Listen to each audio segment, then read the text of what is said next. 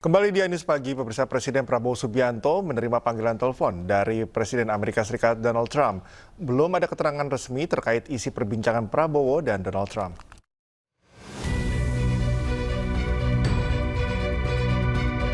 Presiden Prabowo Subianto menerima sambungan telepon dari Presiden Amerika Serikat Donald Trump. Keduanya membahas sejumlah isu.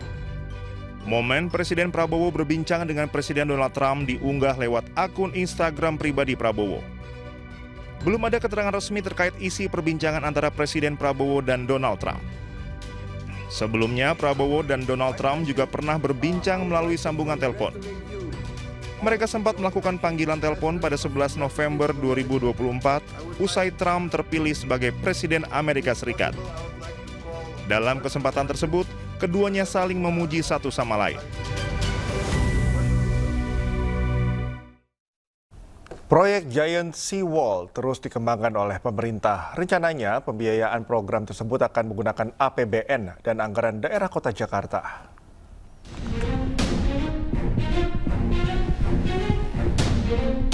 Kondisi utara Jakarta yang terus terkena abrasi setiap tahunnya membuat pemerintah berbenah. Proyek tanggul laut raksasa atau Giant Sea Wall pun segera dibangun. Tak hanya itu, tim satuan tugas dibentuk untuk mengawal pembangunan proyek raksasa ini. Pada akhir Februari lalu, kami membentuk semacam satuan tugas Giant Sea Wall Pantura Jawa untuk mengkonsolidasikan perencanaan dan mengawal pelaksanaan perlindungan pesisir.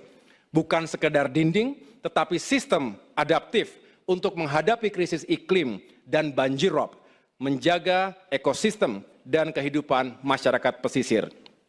Arahan Bapak Presiden tersebut bukan hanya merupakan respons teknis, tapi sebuah keputusan yang berani untuk menyelamatkan masa depan jutaan rakyat di pesisir utara Jawa. Presiden Prabowo Subianto juga menyatakan komitmennya untuk membangun Giant Sea Wall. Dalam acara International Conference on Infrastructure, Prabowo sempat mencari Gubernur Jakarta, Pramono Anung, untuk membahas pendanaan proyek raksasa ini. Gubernur DKI dukung proyek ini atau tidak?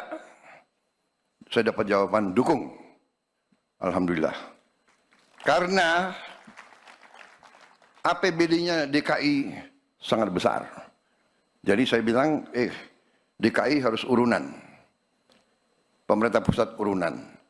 Jadi kalau 8 miliar dolar, katakanlah 8 tahun, berarti 1 miliar dolar 1 tahun. Giant Sea Wall atau tanggul laut raksasa adalah struktur besar yang dibangun di sepanjang garis pantai yang memisahkan daratan dan laut. Tujuannya adalah untuk mencegah erosi dan kerusakan akibat gelombang. Pembangunan proyek ini diprediksi memakan waktu minimal 8 tahun. Tim Liputan Anyus melaporkan. Dinilai telah mengeluarkan kebijakan membuat masyarakat Aceh gaduh. Anggota DPD RI asal Aceh, Sudirman, mendesak Presiden Prabowo Subianto untuk segera memecat Mendagri Tito Karnavian.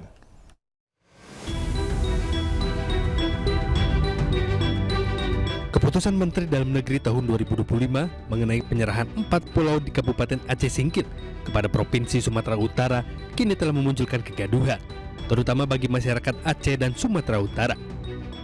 Bagi masyarakat Aceh, secara historis, sosiologis, politis, 4 pulau tersebut telah menjadi miliknya pemerintah Aceh sejak dulu. Namun keputusan dari Mendagri telah mengusik rasa aman dan damai yang selama ini terbangun di Aceh pasca konflik. Senator asal Aceh Sudirman mendesak Presiden Prabowo untuk segera memecat Mendagri karena keputusannya dinilai dapat memantik benih-benih konflik baru antara warga Aceh dengan Sumut. Keputusan menteri itu bukan harga mati. Dan itu masih bisa di-breakdown kembali dengan upaya apa? Menjamin kondisi yang kondusif, keamanan, kenyamanan. Sehingga tidak muncul kontradiksi, tidak muncul polemik macam-macam begini yang dilakukan oleh ulah menterinya.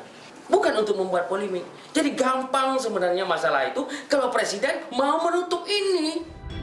Sementara Menteri Dalam Negeri Tito Karnavian pun menyatakan pemerintah terbuka menerima gugatan hukum terkait penetapan batas wilayah Provinsi Aceh dan Sumatera Utara. Nah, namun kemudian mungkin ada pihak yang mungkin menerima, ada yang tidak menerima, ya kita paham lah. ini kita terbuka juga untuk mendapatkan evaluasi, ya, atau mungkin kalau ada yang mau digugat secara secara hukum, petun misalnya, ya, kita juga nggak keberatan. Kita juga tidak ada kepentingan personal. 4 pulau yang menjadi rebutan tersebut yaitu Pulau Panjang, Lipan, Mangkir Kecil, serta Mangkil Besar. Dari Banda Aceh, Syuhri Syarifuddin, iNews melaporkan. Sementara itu, Wakil Presiden ke-10 dan ke-12 RI, Yusuf Kala, menanggapi polemik 4 pulau di Aceh Singkil yang oleh Mendagri diputuskan masuk dalam wilayah Sumatera Utara. JK menegaskan pendirian Provinsi Aceh diatur oleh undang-undang sehingga sengketa 4 pulau antara Aceh dan Sumatera Utara tidak bisa diganti dengan keputusan menteri. JK pun menegaskan sengketa terkait 4 pulau tidak boleh berlarut-larut agar tidak menimbulkan konflik baru. Aceh dibentuk dengan Undang-Undang 24 tahun 1965. Maka termasuk Aceh Singkil itu bagian daripada Aceh dan itu mengklaim bahwa pulau itu pulau yang ada di Aceh Singkil, bahwa dia dekat dengan Sumatera Utara itu ada saja banyak kasus-kasus seperti itu. Tapi yang penting kita lihat bukan hanya tentang kedekatannya atau jaraknya pulau itu, tapi juga harus dilihat dari sejarahnya, kemudian juga harga diri orang-orang di pulau di Aceh, dan juga kebiasaan-kebiasaan lama tentang pulau itu. Harus dilihat bukan hanya jaraknya, karena selama ini yang kita baca justru hanya karena jarak.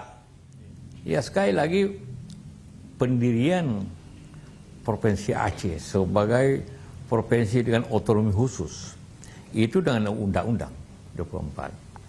Jadi kalau secara umum termasuk pulau yang diklaim oleh Aceh itu Singkil bagian dari Aceh. Jadi tentu dari segi sistem hukum undang-undang lebih tinggi dibanding Kepmen, kan? Jadi agak sulit tentu itu dirubah dengan Kepmen karena yang mendirikan Aceh itu undang-undang. Barangkali Anda sudah berkomunikasi dengan Mendagri soal ini seperti apa, Pak? Iya, saya berkomunikasi dengan beliau dan saya yakin maksudnya baik. Tapi di lain pihak Aceh menganggap itu bahwa pusat tidak lagi nanti kurang dipercaya lagi. Sulit bagi kita semua yang sudah bekerja baik dengan teman-teman untuk kedamaian di Aceh, nanti lagi timbul masalah baru. Jadi dan di samping itu sejarah ada diulas di sejarah sejak dulu. Itu memang pulau itu masuk ke Aceh. Cegah gesekan di masyarakat terkait sengketa 4 pulau di Kabupaten Aceh Singkil, anggota Komisi 3 DPR RI asal Aceh Nasir Jamil mendesak Presiden Prabowo membatalkan keputusan Mendagri. Keputusan Menteri Dalam Negeri Tito Karnavian memindahkan 4 pulau di Kabupaten Aceh Singkil ke Provinsi Sumatera Utara terus menuai kontroversi. Masyarakat Aceh menilai pemindahan Pulau Panjang, Pulau Lipan, Pulau Mangkir Kecil serta Mangkir Besar dilakukan dengan sangat gegabah tanpa memperhitungkan potensi konflik yang akan terjadi. Untuk mengantisipasi konflik yang terjadi di Aceh dan Sumatera Utara, anggota DPR RI dari Aceh, Nasir Jamil, meminta Presiden Prabowo Subianto memerintahkan Mendagri segera membatalkan SK pemindahan 4 pulau tersebut. Kami bersama anggota DPD RI dan juga teman-teman DPR RI sedang mengusahakan sekuat tenaga agar 4 pulau itu kembali lagi ke Aceh, karena kami meyakini bahwa surat atau keputusan Mendagri itu bukan harga mati. Dia bisa direview dan mudah-mudahan Presiden Prabowo Subianto bisa meninjau dan mengingatkan Mendagri soal keputusannya itu.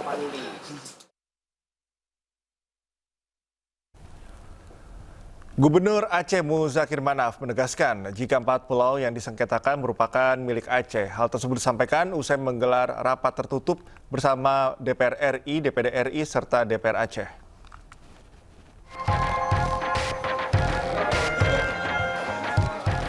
Gubernur Aceh Muzakir Manaf bersama anggota DPR RI, DPD RI, serta anggota DPR Aceh mengadakan pertemuan tertutup pasca SK Menteri Dalam Negeri yang memasukkan 4 pulau milik Provinsi Aceh di Kabupaten Aceh Singkil ke wilayah Sumatera Utara. Rapat yang berlangsung selama 2 jam menyepakati ke-4 pulau yang sedang disengketakan di Kabupaten Aceh Singkil tetap dipertahankan dan berada di bawah pemerintahan daerah Provinsi Aceh. Itu hak kita, kewajiban kita. Wajib kita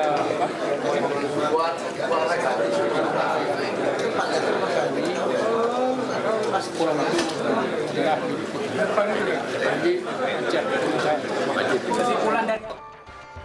Usai rapat tertutup, pemerintah daerah Provinsi Aceh akan menyusun langkah-langkah dan sikap resmi yang akan disampaikan dalam pertemuan dengan Mendagri pada 18 Juni mendatang.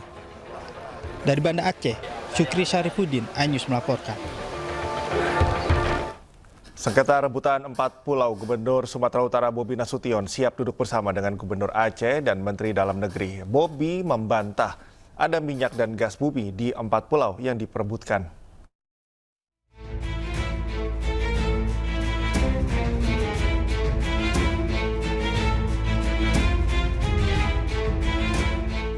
Empat pulau di Provinsi Aceh yang kini masuk ke dalam wilayah Provinsi Sumatera Utara menjadi polemik.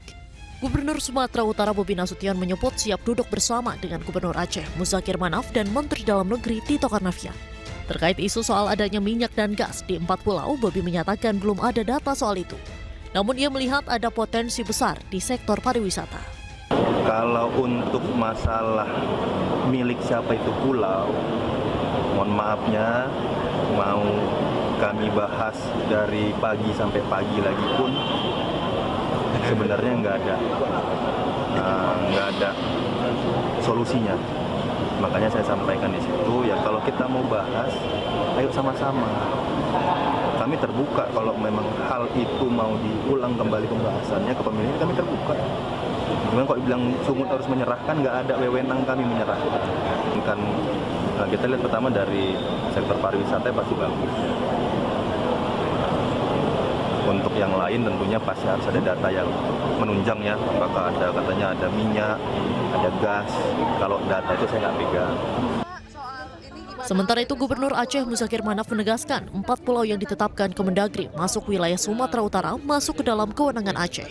Ia mengaku memiliki sejumlah bukti atas klaimnya tersebut. kami punya pulau itu sebenarnya itu kewenangan Aceh. Jadi kami punya alasan kuat, punya bukti kuat, punya data kuat. Sejak dulu kala itu memang hak Aceh, punya Aceh. Jadi saya rasa itu memang betul-betul Aceh di segi apa saja. Di segi geografi, di segi sejarah, di segi perbatasan itu memang hak. Jadi tidak perlu diminta apalagi. Oh, itu saja. Sebelumnya 4 pulau yang menjadi rebutan antar Provinsi Aceh dengan Sumatera Utara, yakni Pulau Panjang, Pulau Lipan, Pulau Mangkir Besar, dan Pulau Mangkir Kecil.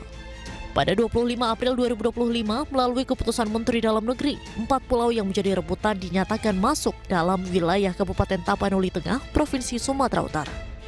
Tim Liputan iNews melaporkan. Gubernur Jakarta Pramono Anung belusukan mengecek pembangunan tanggul penahan banjirop atau banjir pesisir di kawasan Muara Angke, Penjaringan, Jakarta Utara. Gubernur Jakarta Pramono Anung menargetkan pembangunan tanggul yang masuk dalam proyek National Capital Integrated Coastal Development atau Giant Sea Wall sepanjang 1,4 km rampung akhir Desember 2025. Pramono mengecek ketinggian air di pesisir utara Jakarta dan mengecek kondisi tanggul beton yang telah berdiri di wilayah Muara Angke. Pramono akan melanjutkan pembangunan tanggul sepanjang 1 km pada 2026 sehingga nantinya terbangun tanggul sepanjang 2,4 km untuk mencegah banjirop di Muara Angke. Sementara itu anggaran yang disiapkan mencapai 52 miliar rupiah.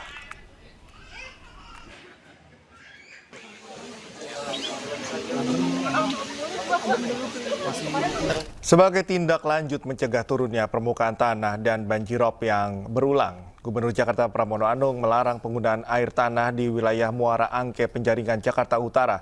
Pramono pun berjanji segera mendistribusikan air bersih sebagai gantinya. Permukaan kita ini dari waktu ke waktu turun terus. Maka di daerah ini nanti termasuk daerah yang akan kami buat aturan untuk air tanahnya tidak diambil. Sebab begitu air tanah diambil ini menjadi dan mempercepat turunnya permukaan tanah. Dan itu sangat Polisi di Sidoarjo, Jawa Timur mengajak warga untuk memanfaatkan pekarangannya sebagai sumber pangan bergizi. Aparat Polresta Sidoarjo mengedukasi warga untuk menanam tanaman yang bermanfaat di pekarangan warga yang kosong. Program pekarangan pangan bergizi ini dilakukan serentak di 18 kecamatan di Sidoarjo. Nantinya tanaman warga akan dipantau langsung oleh tim dari Fakultas Ketahanan Pangan Universitas Negeri Surabaya.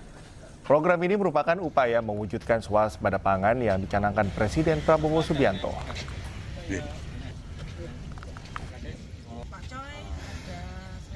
Pangan bergizi ini, jadi kami laksanakan menindaklanjuti ataupun mengimplementasikan apa yang menjadi program dari Bapak Presiden Republik Indonesia, kemudian dari Bapak Kapolri dan Bapak Kapolda. Ya, kami di tingkat Polresta Sidoarjo melaksanakan kegiatan pengoptimalan dan implementasi terkait dengan pekarangan pangan bergizi. Lahan-lahan pekarangan. Pemirsa, kabar baik bagi Anda pecinta kuliner ramen, kini hadir Resto Ramen yang menghadirkan konsep premium serta cita rasa otentik.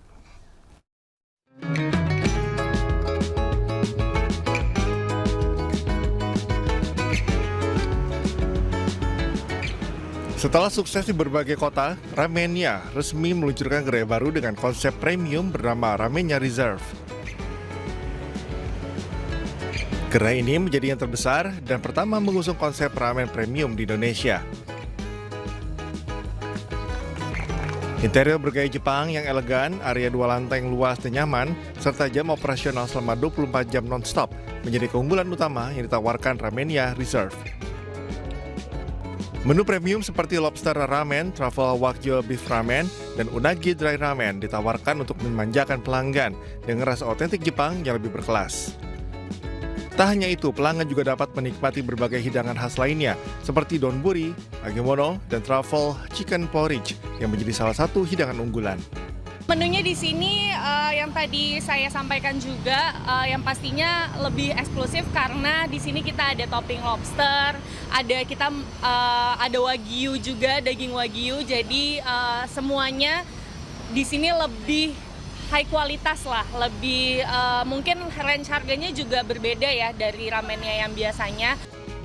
Dengan hadirnya Ramenya Reserve, ramen tidak hanya menawarkan menu yang lebih variatif, tetapi juga suasana bersantap yang lebih eksklusif, menjadikannya destinasi kuliner istimewa bagi pecinta ramen. Dari Jakarta, Dias Triawan, Yudi Richard, iNews melaporkan. Pemirsa, gelaran Bazar Perlengkapan Luar Ruangan atau Outdoor kembali digelar untuk kesekian kalinya. Ajang yang ke-10 di tahun 2025 ini menampilkan ratusan produk outdoor produksi dalam negeri atau UMKM Indonesia dengan berbagai jenis produk, mulai pakaian hingga perlengkapan kegiatan luar ruangan lainnya.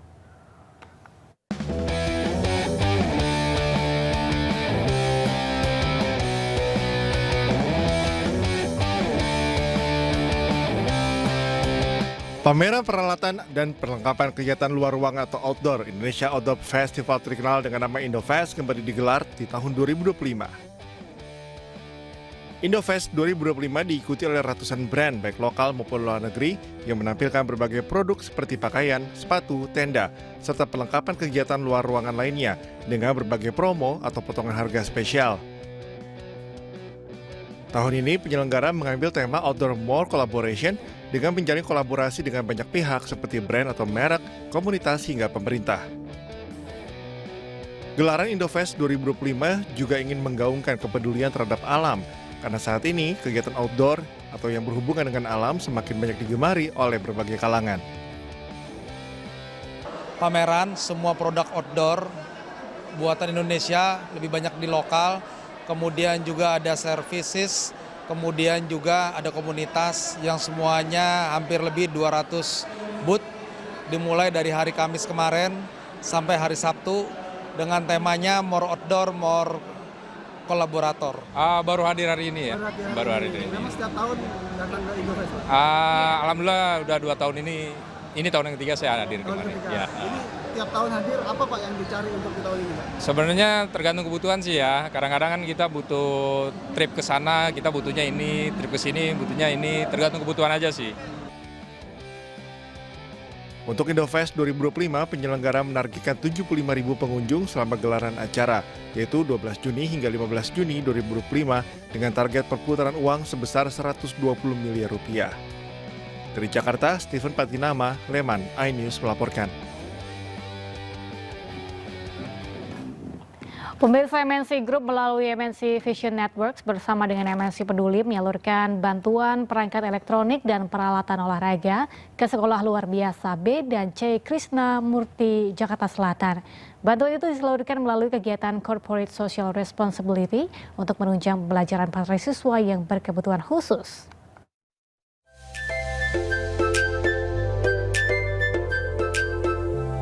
Anak-anak sekolah luar biasa B dan C Krishna Murti, Jakarta Selatan bergembira dalam menyambut kedatangan tim MNC Vision Network bersama MNC Peduli. Mereka menunjukkan kebolehan dalam menari kicir-kicir khas Betawi dan tari jaranan khas Kediri, bahkan berani unjuk gigi membaca puisi untuk guruku. Demi membantu anak-anak berkebutuhan khusus ini terus berkembang, MNC Vision Network TBK bersama MNC Peduli menyalurkan bantuan perangkat elektronik dan peralatan olahraga. Dari MNC kami persembahkan bantuan support secara moral maupun alat pendukung untuk belajar mengajar untuk agar anak-anak semua itu bisa mencapai mimpinya dengan semangat untuk menggapai cita-cita masa depan bagi bangsa dan negara Indonesia. Terima kasih kepada MNC Vision Network dan MNC Peduli atas bantuannya. Mudah-mudahan bantuan ini bisa mendapatkan berkah bagi kami SLBC Krishna Murti dan bisa dipakai oleh anak-anak yang berkebutuhan khusus. MNC Vision Network akan terus berkomitmen memberikan bantuan demi meringankan beban mereka yang membutuhkan. Tim Liputan iNews melaporkan.